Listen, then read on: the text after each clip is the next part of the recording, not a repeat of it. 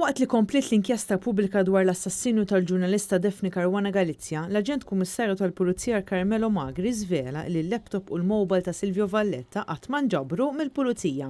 Ġew investigati biss it-telefonati li jagħmel u lanqas il-WhatsApp ma ġie investigat. L-allegazzjoni hi li l-negozjant Jorgen Fenech kien jirċievi informazzjoni dwar l-investigazzjoni kriminali li kienet qed issir minn Silvio Valletta. L-avukat Teris Komodini Kakija li qed tirrappreżenta lill-familja Caruana Galizia staqsiet lil Magri x'evidenza inġabret. Carmelo Magri qal li ebda laptops jew mobiles ma ġew investigati meta Valletta kien interrogat dwar dawn l-akkużi, waqt li insista li l-eks uffiċjal tal-Pulizija kien ċaħat l-allegazzjonijiet kollha magħmula mill-middleman Melvin Toma. Komodini Kakija mbagħad staqsiet lil Magri għaliex il-Pulizija ma kinux interessati f'dak li qal Valletta fuq WhatsApp. Staqsit ukoll lil Magri jekk kien jaf bir-relazzjoni ta' Silvio Valletta ma' Fenech. Carmelo Magri qal li sar jaf dwar relazzjoni mill-gazzetti.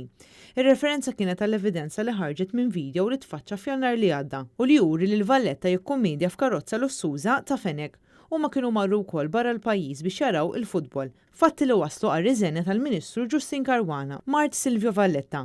Carmelo Magri li ġie maħtur Aġent Kummissarju tal-Pulizija f'Jannar illi għadda wara li Lawrence Kutaja irriżenja insista li taħt it-tmexxija tiegħu l-investigazzjonijiet kollha baqgħu għaddejjin, għalkemm spjega li l-FBI ma kinux għadhom involuti fl-investigazzjoni. Hawn Carmelo Magri irċieva ċanfira mingħand l-eks Prim Imħallef Joseph Said Policino illi spjega kif dan l-iskandlu eżżes lid-dinja. Kullimkien sar xi ħaġa barra f'Malta, sostna Said Policino.